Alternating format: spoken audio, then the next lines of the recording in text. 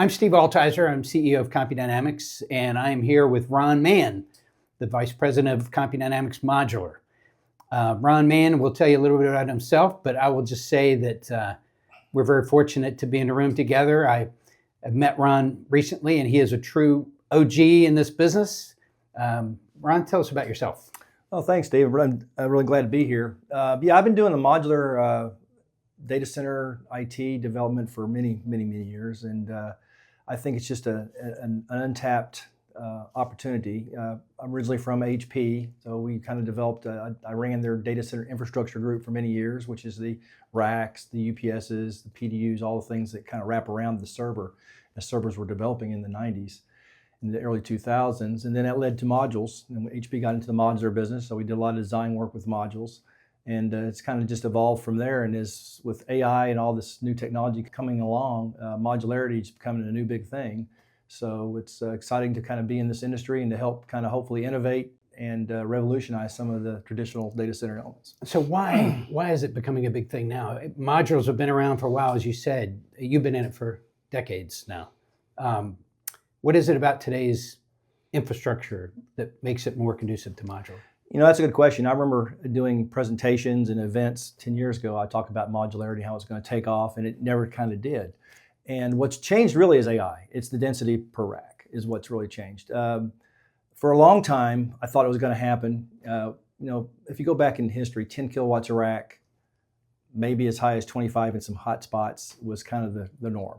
And that in pretty much any data center could support that type of load. Yeah. And so they designed around that. What happened is the reason why it didn't go up any quicker in density is because the AI guys kept innovating and getting more efficient with their servers, with how they did air heat sinks and multiple fans, DC variable speed fans and servers. And they kept that cooling envelope with air cooling inside of the servers optimized until it reached a point with AI where you just couldn't do it anymore. And so that's really what's changed. I mean, you're going from, say, 25 kilowatts a rack to 130 now with some of NVIDIA's new chips. And I think I was talking to a data center design person about a year ago, and he was telling me that he doesn't design anything that's not 75 kilowatts a rack or higher. Wow. So that's really what's changed it. And modular just lends itself to be able to adapt to that type of density quicker than traditional. So if we haven't said it already, Compu Dynamics Modular, we're calling it CDM. Yes. For short. What is CDM's focus in the modular industry? CDM's focus is really the higher end IT AI applications. I'm a big believer in being, and I have my IT background, is looking at what the IT is the application is trying to do. I mean, we're all here, we're in this business because someone's trying to run an application. And so what's the application? What's the IT hardware required to run it?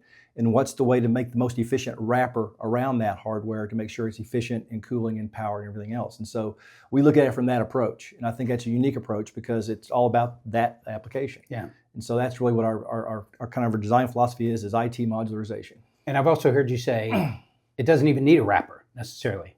You might build something in a modular fashion that doesn't have an enclosure around it, but it makes sense to modularize it because you can make it more efficiently in a factory. And it has all the benefits of modular construction, ship it out, put it in some other envelope. Exactly right. There's customers who say, hey, I got a big empty building. Why can't I put the modularization in there? And what's nice about modularization is not only about the fact that it's efficient in the factory, things you can do, but it's also the cost. Because if I don't need the capacity right now, wait until I need it. So I can build as I need. And so you don't have stranded capital like you would have in a traditional data center, as an example. Yeah. So what are you designing for? With NVIDIA and others changing their GPUs and their specs every 6 months, it seems. Yeah. What do you target? Well, the way I look at the design philosophy and how our team looks at it is, designed for the future. So for example, if you've got, say, 800, 1200 amp busways that you're using for power distribution, go ahead and plan for a bigger busway because it's going to happen, and just have that space available. So in the end of the day, you can change out those elements and put in the bigger capacity elements as you need them. So you're kind of protecting that investment of that modularization so you can kind of grow with it. That's a big thing. So it's really about, where's the density going? And really what I try to do is I try to pay attention to what the NVIDIAs are doing, what the computer OEMs are doing, like the HPs and the Dells, because they're the ones that are innovating and trying to do all this stuff with the IT. So if you pay attention to what they're doing and plan for that, That's, I think, a huge opportunity. So when you say you're designing for the future, you're really designing for scalability, but you're designing, you say you have space so that you could increase the size of your piping, increase the size of your busway. You leave room for growth within the Correct. module space for whatever might be needed in the future. But conveniently, as your friend Wade said recently, NVIDIA has sort of standardized on a size of a platform, 5 megawatt SuperPods, platform, yeah. SuperPods. And Yep. so if I understand it correctly, their module size may not change while the density could change, or the performance, the number of GPU racks might change, the quantity of support racks might change, but the entire footprint probably won't change in the short term. Is that right? That's correct. And and there's a little bit of discussion on rack sizing, Yeah. how wide the rack should be, how deep it should be, based on some of these things going on. But there's some standardization there. But you're right. At the end of the day, it's really about how we can look at the density equation, where it's going, and to try to standardize as much as you can. One of the things I think that's an opportunity to modularization is you don't want to custom build for every new customer. It's a lot of money and a lot of time. If you can do what I call the 80-20 or 70-30 rule, where that modular, because you have planned for that extra density and capacity, is the same, you're just changing out components. My experience is what customers are more concerned about, what they want to vary the most, it's the density per rack, the number of racks, and the type of cooling they're going to use in the power distribution. So if you can keep those elements variable by keeping everything else standard, I think it's a win-win.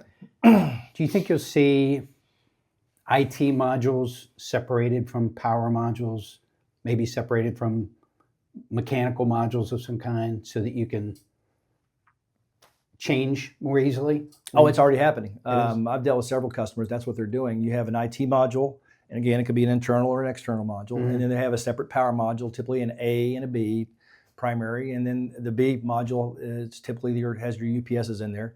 That's the other thing that's changing too, is on the UPS power, because in the past your UPSs were there to kind of support the IT until you did some type of changeover for a different power source. But now, because the cooling is so dense, you have to be able to support the cooling as well as the IT. So it's a little bit different paradigm. Yeah. Well, you try not to design a new one for every customer, so that's challenging. It is. But I've heard you say before that you try to develop modules that have a large percentage of the similar components. So if one customer needs a certain capacity or something tweaked, then you can still use some of the engineering you've already done. Exactly right. And that's what you want to do. You want to reuse as much as you can. Basic modular building blocks, how the module is built, how it's designed. We can design, if it's an exterior module, we can design to seismic class C or D, snow loads, wind loads, rain, anything like that we can support. And then it's just a matter of configuration. If you need one that's a little longer, it's a little taller, we can do that within realms. One thing about modular design is you really are designing to ship. So you want to be able to ship on a road, and there's a certain size we kind of have to stay within. But you can put multiple modules together on the site. You can do all sorts of stuff like that. And that's one of the exciting things that I think about being here at CDM and also Compu Dynamics is we can do the end-to-end. We can do the design work, we can do the modular manufacturing, we can do the site planning and work for where the modules are going to go, pads, all that kind of stuff, and we can do the service on the back end. Good segue. I was going to ask you about that. I mean, I love it. The fact that many module manufacturers may not have that same opportunity, where you can deliver from the concept all the way through to years from now, after the module's been operating, because you have every solution along the way. With your services and ours together, it's a turnkey solution. We can deliver, we can operate, we can maintain, design, build, whatever his customers need. Exactly right. And that's the thing, whether it's a tier 3 data center, tier 4, tier 5, whatever you're trying to do, if you have, you want 2-hour response times in a preventive maintenance, anything you want to do, we can support that. And it's a bit, it's every customer is a little bit different. They have all have their little, their hot points of what they want to do and how critical their data is. But I think it's a huge opportunity and benefit for us, because we do have, it's not just the fact that we have those resources, that we have the experience and knowledge across these two companies to be able to support all that. So it's not like we just started it yesterday. We've been doing it for a while. Well, I personally am very happy to be in this business with you. I happen to believe, and I've said before in other places, that I think the way data centers are built today needs to evolve. Mm-hmm. We've been doing basically the same thing for 20 years, tilting up concrete walls and shoving everything inside. And a lot of today's data centers are not very efficiently designed for tomorrow's applications. So Ron, just in general, when you're talking about modular data centers versus traditional, tell me about the timeline and the differences between building traditional versus building modular. Yeah, it's an interesting question. It really depends on where you're at. My first advice is get in as early as you can. If you can get in with the architects and as they're thinking about what they want to do, if you're looking at doing a retrofit, then bring the modular stuff in early, because the earlier you're in, the better you can plan and the more cost effective it's going to be. And we've done studies and seen studies where it can be anywhere of 30 to 50% in cost and time savings doing modular versus traditional data center. Now, the other interesting thing is when you start looking at retrofitting, okay, to your point, if you got a regular cloud data center, you're trying to do AI, how do you support that? What's nice about the modular aspect is that you can design it on the fly as you need to support the hardware in a modular format, whether it's in a building or it is a building, and do it in such a you don't have to. You're not going through permitting. You're not going through architectural designs and all that stuff. You're really just saying, okay, where can I put this module? How can I do it? And I've delivered these kind of modules in 12 to 18 weeks. With the right supply chain, everything, all the caveats in there. But you can do it so much faster. And that's one of the key, I think, opportunities is that people are trying to get AI up and running, whether it be inference or learning, as fast as they can. And if you can save that kind of time and effort, and it's already been tested and validated, that's the other interesting thing about modules, is you can have the whole module can be designed, tested, and validated in the factory for whatever leaves. I've had customers who actually have loaded their IT in the modules, tested it, validated it, and it ships literally to the site. It's plug and play when it gets to the site. Yeah. So there's all levels of functionality that you can get away with in modules and support your customers that I think are novel and just a huge opportunity. The flexibility is pretty key. It's really hard to change a mega data center that took 24 months to design, permit, and build. It is what it is. It's always going to be what it is, right? Until everybody moves out and you can gut it and renovate it. But with modules, it's amazing because you can build a single module that's over 1 megawatt. Oh, easily. And so where data halls used to be 6, 8, 9 megawatts per data hall, that's 8 or 9 modules now. Yep. 8 or 9 trucks. You've got a data center, 9 megawatt data center. Exactly. And these are pretty ideal for edge sites, I would imagine. They're great for edge sites because they can be anywhere you want to, any location. I mean, I've put modules on roofs. I've put them in parking lots. I've put them inside of buildings. It's just really, it's wherever you have space. And there's an interesting thing too, where you have spare power that's available, even in a regular data center. Let's say, okay, I'm at capacity, but I still have a few megawatts left I can't utilize. We'll put a module there, right, and do it, and then you're there. And there's also other interesting things about modularity that come into play of reuse. For example, there's a lot of talk about heat reuse. So what can I do with that warm water I'm taking off of a module, and can I reuse it in other areas, whether it be urban or commercial? So there's a lot of work on that, which modularization, I should say, is kind of optimized for, that kind of stuff. Yeah, I would imagine capturing heat off of a module is a lot easier than capturing heat off of a 500,000 square foot building. Exactly right. And then you get into also the fact that if you look at if you're on a traditional construction site, all the different trades that are there, all the stuff that happens. Now I'm just taking a module, and while that module is being manufactured, I'm preparing the site. So now my module arrives, I might need a trade there for a week or two to install the module versus multiple weeks or months to do all the traditional stuff that you would do if it was piecemeal. So that's a big thing. And modules have a huge opportunity to be reused. So when that IT changes, you bring that module out and you can update that module to higher power. Sustainability, right? And so there's I think there's just lots of things that can happen in the modular world we haven't even thought of yet that'll happen as it evolves in this industry. Try returning one of those concrete boxes and get it redone. Exactly right. Not easy. Exactly right. So Ron, tell me about multiple level modular data centers. I think you've done some work in this area, but maybe not in data centers, I'm not sure. But can data centers be multi-level if they're modularly constructed? Yes, they can be. It's all about the planning. I've done buildings in modules that were multiple story, that necessarily were data center modules. There's no reason why they can't be. I mean, a module can be, again, you're in a certain chunk size, and a typical module for the U.S. is typically no wider than 11.5 feet, no taller than 13.5 feet, and no longer than 52 feet. Now that's to get you anywhere in the United States permitted, but you don't have to have escorted. Right now, we've done bigger. I've done bigger in different things, but if you stay within that form factor, then you can send that, and you can put a bunch of them together. and to make any size you want. And a lot of people are asking, can we go up? And there's all sorts of ways to do that. You could actually build a module to handle another module on top of it, or you can do a mezzanine structure where you're actually building a mezzanine, you slide modules in. So there's all sorts of ways to do this type of stuff to save the space, and it makes modular that much more efficient. Yeah. Now, most people might think of modular as small data centers, right? 2 megawatts, 1 megawatt, even less than that. The average one that we're going to do is probably high density and high capacity. Mm-hmm. But I've heard people talk about building 150 megawatt data centers using modular techniques. Oh, you can do that. Yeah, it just depends on how you plan it. I mean, it's you can make it as traditional as you want. Yeah. The biggest thing I'll say about modularity that lends itself is you're actually, it's like I use this example a lot, but it's sort of like in a traditional data center, you're cooling a lot of extra space that you don't need. Like the example I always like to use is if you're in a conference room, and it's like me and you're in this conference room, mm-hmm. and it's designed to handle 10 people, but it's just me and you. The mm-hmm. AC goes out, we may not even know it for an hour or two, right? Because it's over provisioned, and you're cooling all this extra space, right? If you and I are in a car and it's 90 degrees outside and the AC goes out, we know it pretty quickly, right? Because we're only cooling us. And that's the optimization of modular, because you're only cooling the IT. You're not over provisioning or under provisioning. You're just providing what the IT needs to support it. And by definition, it's more efficient. And so those efficiencies you can scale to any level you want based on your application. Yeah. So the modules that you're looking at today include very advanced cooling systems, liquid cooling. Mm-hmm.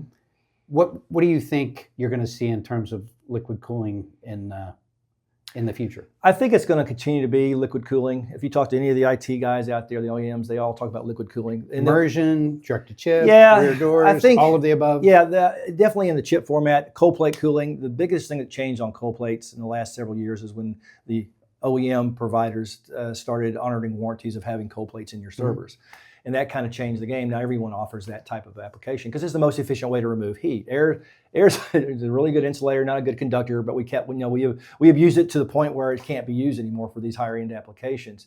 So it just makes sense where you have a primary loop that say runs coils for fans for air cooling, because you do still need some amount of air cooling, and then you can run the cold plates on a secondary loop, and it takes away the heat. And so that type of model seems to make the most sense because it's known technology, people are comfortable with it, and I think it's going to continue to mature and to go. And some people are saying eventually it's all going to be hot, some kind of plate cooling, and it won't have any air anymore. It'll just be but you've done work with immersion cooling. Yes, you've done work with refrigerant two-phase cooling. Yes.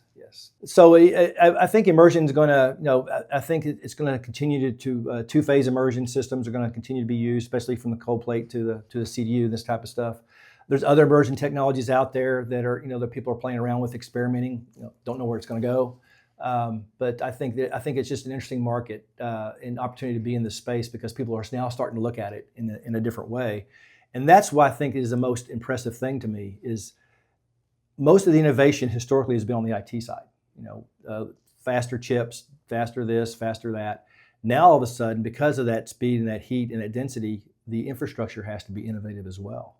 And so that's the opportunity we have as providers and in the space is how do we help innovate and do product development that helps support this high density stuff. Right. And the flexibility that you get with modularity exactly allows you to do that on the fly. You can have modules with different technologies in the same building. Exactly right. But you can't do that in a traditional building. No, and that was the one thing I've talked about this a lot. In a traditional building, the IT wasn't even a consideration. It was kind of removed from the equation, and everybody just built. How much power do we need? Yeah, how much power we need? How much airflow do we need? Whatever's in there is just going to be This is what's going to be. Yeah. And now all of a sudden it does become a big deal. How do you support it? And that's what a lot of people are struggling with because they're not used to that environment. And if you don't really understand the IT and the application and what it's trying to do, it's hard to design a system that's going to be efficient. Right. So, Ron, Compu Dynamics has always been friendly to a lot of manufacturers. We're partners with a bunch of manufacturers. I think you have the same philosophy where you're not locked in to one OEM or one power cooling equipment manufacturer, but you'd like to incorporate the best of breed for a particular solution. Tell us about your philosophy. Yeah, I think it's a big philosophy. That's when I was doing the modules at HP, that was probably one of our drawbacks is we wanted to sell the HP IT. So we were kind of locked into the IT. And here in this environment, we want to pick the best and the best vendors, the best products, the best solutions that fit our customers' requirements. And what I've said of this a lot is that this industry is evolving, and it's not one company that can do it all. You have to have good partnerships. And so our ability and our relationships to be able to say, okay, this vendor's got some pretty good stuff, let's go look at that. Or even a customer says, I want to use this guy's stuff for whatever reason. We can do that. We don't really have a say. Our technology and how we're designing our solutions will support any type of opportunity like that, or any type of vendor you want to use. And I think it's just a huge win-win, because we can take the best of the industry as it evolves, as it changes, and apply it. Right. So there are a lot of manufacturers that are jumping into relationships with NVIDIA and others and building products that are suitable and accepted by these manufacturers, chip manufacturers. Vertiv, Schneider, for example, and others. So they make modules too, right? They can make a whole modular data center. If you want a Vertiv data center, you can buy one. Yes. If you want a Schneider one, you can buy one. If you want one with half Schneider, half Vertiv, I don't know that you can get that. But actually, you could get it from CDM. You get it from us, yeah. Yeah. We'd do that, no problem at all. Right. So you could take the best product for every component that you believe would be suitable for an application, the right size, the right configuration, the right characteristics, and pick and choose what is right for the application and go with it. Exactly right. I mean, power distribution, if you want to do drops, you want to do bus bars, several different suppliers that can do that. UPS technology, same type of thing. CDU, cold plate providers, we can use pretty much anybody that you want. So yeah, we have all that variability in there, just based on, again, it's the application, what best fits the customer's application and what makes the most sense. So. Yeah. Designing and building from the inside out. Inside out. From the rack, from the application out. That's the key thing, and that's kind of our mantra. And it to me, it just makes sense. I mean, it's like it's like building a race car. You don't start with you start with the engine and the drivetrain. You don't start with how it's going to look on the outside. Yeah. So you're not a data center builder. You're a solution provider. Kind of an overused phrase, but really, you're not designing something and saying, "Hey, come buy this from me." You're saying to your customer, "What is it you need? How can we deliver this in a modular way?" And then you go to town and you design it and you fabricate it. Exactly right. I mean, how can you solve a customer's problem if you don't understand his issues? So, what's your application? That's the first thing I ask. What's your application? What are you trying to do? Okay. What's your IT you're going to do? Okay. What's that look like power-wise? How density? Okay. Then let's build the infrastructure around that. And I think when you do that, you're just going to have, by definition, a better solution, and it's going to be optimized for you. And again, we don't want to over provision or under provision. So a lot of these guys out there who are doing this stuff, that's this is my product, this is what it is. Yeah. Well, what if I don't need that much, or it's not enough, right? Well, we'll optimize it to make sure it is. Configure it for the application. Configure it for the site. Yes, for exactly the customer's right. purposes entirely. Right? Exactly right. And probably reusing a lot of things that you've already done for other people. Yep. Exactly right, and that's the optimization. I mean, if I can save a customer, several $100s, thousands of dollars, because I've already got a base design, all I'm going to do is optimize it for them, then that's a win-win, both in time and money for everybody. Mm-hmm. So, Ron, let's touch on something you said a few minutes ago about using stranded power, and I think you may have been referring to situations where a substation has power that's been unused, and you can put a module down and absorb that capacity. But in some cases, there are data centers that haven't consumed all of their capacity, but their floor plan is full. So they can't go any further. They have megawatts of power that they can't use. They're already using everything they can. So what would you do in a case like that? I would first look at what their application is, and especially if they're high density. So what I would look at is, okay, if you got an AI application, you've got enough power for that, say it's several megawatts, then I would do a couple of AI modules. And I've had customers who've actually cut holes in their data centers and back the module up, and they could actually access the module from the data center, right? Yeah. And so there's all sorts of applications like that, but that's what I would do. I mean, I've put them in parking lots. I've put them on roofs of buildings and data centers. And so I would look at the application, what you're trying to do, and how you can optimize that the most effectively. I wouldn't look at it more like, okay, I'm doing 10 kilowatt a rack. Can I do more of that? If you really need that kind of thing, yes, we could do that in traditional airspace in a data center as well. But if you really want to get the full optimization of modularization, the higher density is the way to go. So you're really finding revenue for these people. You're Yes. identifying a way to use their existing investment that they built and they've been maintaining for years, potentially, and you're going to take that investment and you're just going to connect your module to it So you don't have to reinvent and repeat and rebuild all that infrastructure. You have to build some more space and maybe some cooling, but you're going to take what they already have and generate millions of dollars worth of revenue from that existing infrastructure. And do it in a third of the time if they try to retrofit the data center to support it, because it's a module. Yeah. So when it comes to putting a module adjacent to a building, is it the same process from a zoning and permitting perspective as it would be to build a new building or an attachment? It's actually simpler because this is not a habitable building. That's the other big thing. Humans don't need to exist in an IT module. They're there to service it when they need to get in there, that kind of stuff. But it's basically a standalone, lights out type data center. It's a piece of equipment. It's a piece of equipment. And we designed to what's called UL 2755, which handles fire, safety, electrical, all that kind of stuff into the modules, so that it'll kind of be certified as a UL device, the module itself. So it simplifies a lot of things with the AHJs and that kind of stuff. So do you think AHJs look at that as like they would look at generator enclosure? Yes. It's not a new room, an addition to the building necessarily. It's an added component that needs to meet certain codes, but it's not going to have to go through the same rigorous zoning process. That's correct. And you think about it, if you walk into a module, you're going to have a cold aisle, which is basically in front of the servers, to service the servers. You're going to have a little bit of a smaller hot aisle to service the back, and that's it. And the rest of it's just racks and power and cooling. And so it's designed to kind of be self-sufficient. And and the only time you're in there is if you got to replace a part. Yeah. So we have also seen the other situation where in Ashburn here, there was a gentleman who did something really innovative. There was a substation. It had 20 megawatts of capacity that was never going to be used. There weren't any plots of land that were available, and so he was taking an existing building and using that capacity to build something. Now, the same way, you could take a piece of empty ground and put these modules on it and absorb that energy, leave the office building as an office building, and build something in the parking lot. Yes. And expand data center capacity using that. Exactly right. Like I said, you can do parking lots, on top of buildings, just wherever you want to. That's what's nice about them. There's really no limit to what you can do with them. And geographically speaking, no limit to where you can put them either? Nope. The biggest thing is how you handle seismic and any kind of regional requirements, things like that. But once you get past that, we designed for that. So yeah, you pretty much put them anywhere in the country. And how about outside the country? Yeah, usually you have to design a little bit smaller. Okay. And you're doing metric, and you're doing CE versus UL, 50 hertz versus 60, that kind of stuff. But yeah, it's all been accommodated. We've done that before as well. So yeah, you can put them pretty much anywhere you want. It's just a matter of understanding. That's one of the things I think we also provide is we understand the local areas. And I've had customers, large corporations who want a module that can go anywhere in the world. And so we've designed to that. Now, you have to keep in mind, okay, I'm going to have to design to the smallest standards, like sizing, because of of things like, okay, it's going to be in Europe versus the U.S., but you can do that, and then companies like it. Yeah, it might be over designed for this area, but it's perfect for this area, and so it's kind of a compromise you can do. Or you can design for a specific region and say it's optimized for this part of the country, and this one's optimized for that part of the world.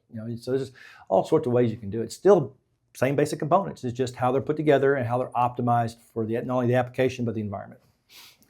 So one of the things I love about what you're doing right now is you put together kind of a dream team, people that you've worked with before. So you're not starting from scratch. You're starting, you're already at a running pace, and you've got opportunities coming in the door every day. Yeah, we do. It's amazing. It's people I've worked with for years who know the space, know this industry, know what we're doing, and I think I've said this before. Modularization is not what I would call rocket science. But it's definitely a learnings. We've learned over the years what works and what doesn't. Mm-hmm. And that's really the key thing. Like I tell people this all the time. I say, if you ever go to a module provider and they're still using shipping containers and modifying them, they're new. And the reason why I say that is because that's how we started at HP. We took a shipping container, we tried to modify it. And that was 20 years ago. Yeah, 20 years ago. Yeah. At the time we got it modified, we go, man, we could build one from scratch and be a heck of a lot more optimized than all this. Because it's the application. Shipping containers weren't traditionally designed to do what we're trying to do in a data center. They're not wide enough. They have all sorts of other things they were designed to do really well, but not this. And so we've learned over the years what works, what doesn't, how we design doors, how we design side panels, how we get things to fit. Using UL 2755 as our standard, all that kind of stuff, and what works and what doesn't. And so that's what you get with our team, is that experience and knowledge. So we're not using the customer as the guinea pig on how to do modular. We've already been through all that. We're giving you that something's going to work. Right. Well, Ron, it's been a pleasure talking to you, and I look forward to working with you. I do say great stuff. Thanks. Yeah, so if you guys have any modular opportunities you want to discuss with us, learn a little bit more about what's going on, how we approach it, or if your application supports modularity, please give us a call, or you can reach us at the CD Modular website. It's www.cdmodular.ai, and be more than happy to talk to you and see what we can do to support your needs.